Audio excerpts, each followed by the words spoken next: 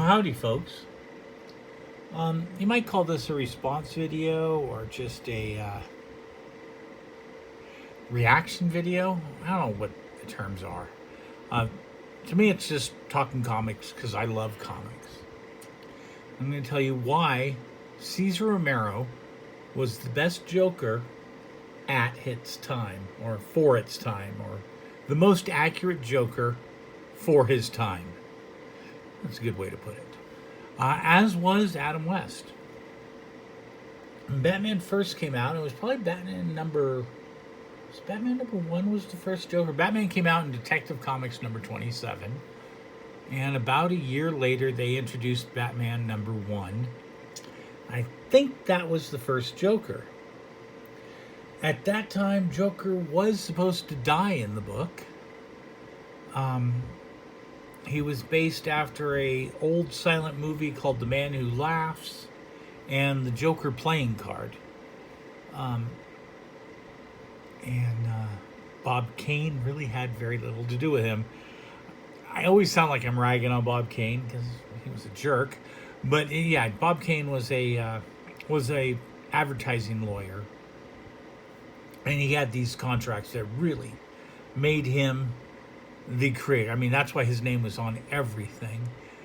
But it was Robinson who had an idea with the card. I think it was Robinson who brought in the card, and Bill Finger, who I mentioned in another book, who drew the first picture and said this is what he should look like. He based it on The Man Who Laughs, a silent movie. And he was supposed to die at the end of the book, but people decided they liked him, so the death was changed to not be a death. But coming in with a weird villain and then killing him off at the end was a thing that was done then. It was created from Dick Tracy comics. Prune Face was killed. Flat Top. I mean, all the Dick Tracy characters were killed. Labmore brought back because they ran out of ideas. And the characters were popular. But that was what you did. You brought in a goofy character and you killed him off. Well, the Joker, they didn't kill off. They were gonna. And he was a murderous villain, but Batman carried a gun at the time. Can you imagine that now? I mean, Batman carried a gun in the 30s and early 40s. And it wasn't until a book called Seduction of the Innocent came out in the 50s and the comic code got created and comics got silly and bombastic. If you know anything, if you study comics, the EC horror was pretty much, which is a strange term because EC stands for Educational Comics. That's what they started off being. They ended up producing Mad and Creepy and all that weird stuff. But anyhow, that's beside the point. They calmed everything down. The creators created a comics code that was kind of self-policing, and the Joker became goofy. Batman became goofy. In fact, all DC kept around was Batman, Joker, and Wonder Woman. They're the only ones that survived. Wasn't until towards the end of the 50s they brought back Flash and Green, but it was hard to write superheroes because there was a whole bunch of reasons people were upset. So they really toned it down, and Batman was actually on the verge of being canceled when the 1966 Batman show showed up, which was a resurgence. But he was a goofy comic. And so when Caesar Romero played the Joker, he played the Joker exactly like he was in the comic books. So for that reason, I say Caesar Romero is the most accurate Joker for his time period ever. I'm going to say Mark Hamill might be number 2. But I'm going to avoid the voice actors on this one for any reasons. Now, as the Joker went along, we're going to study the Joker more than anything else. In 1973, a book came out called The Five-Way Revenge, written by Denny O'Neil and illustrated by Neil Adams, who you've heard me mention. Denny O'Neil I've met. I actually have a wonderful drawing from him I'll show you someday.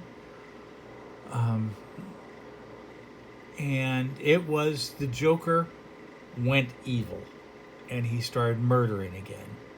I mean, before this, he was just, they didn't murder. Villains didn't murder. But they still stuck to the comics code, as you can see the code right there on the book. But the code was all or all wrongdoing must be punished. And there were books at the time that were skipping the code. Spider-Man had one or two issues. I think the Hard Road Traveled, is that what it's called? With Green Arrow, Green Lantern, with Speedy as a junkie. I think they said, and both of them were drug issues. And the code would not allow you to mention drugs, but they felt drugs needed to be talked about. But anyways, it was a code book. I mean, Joker killed, but he got punished in the end. But he killed. And that was not something that had been happening. So over time, the Joker they kept escalating him. More and more and more. Until the 80s, you had The Killing Joke. And you had Dark Knight Returns, where the Joker actually kills himself in The Dark Knight Returns. And in The Killing Joke, some people think Batman killed him. I tend to think that's what happened. Because the Joker just went too far. So when you had Jack Nicholson playing the Joker, he was not as dark as the Joker was at that time. He pushed it back. He was a little more silly. He was dark, but the Joker had gotten dark. And he pushed it back a little bit and made it kind of silly and villainous. And then we have in the 90s, the Joker got silly again with Emperor Joker. And yeah, he was villainous. He killed a lot of people, but he was all pimpy and stuff. And to me, that led to the idea that there's a lot of ways you can interpret the Joker. So I'm not going to say Heath Ledger misinterpreted the Joker. And this is clearly the period where Jared Leto got his Joker ideas from. I think it's clearly it. But you could not be the Joker of the time because there were so many Jokers. I mean, it was the same Joker, but every writer came in and changed him. Sometimes he was totally off the wall, where he beat Robin to death with a crowbar. Other times he made fish smile. I mean, he was just crazy. He's crazy, but it was just different levels. So I can't even say Jared Leto had the Joker wrong. He just didn't interpret a Joker I've ever really seen or cared about. I mean, he kind of hit this era, I think, with him being a, pimpy look. But that's it. And it's so much, if just following the Joker so much, to now there's a new book coming out, or it may have come out. I haven't read it yet, though. It's called Batman 3 Jokers. The idea is now, and this is canon, there are 3 Jokers.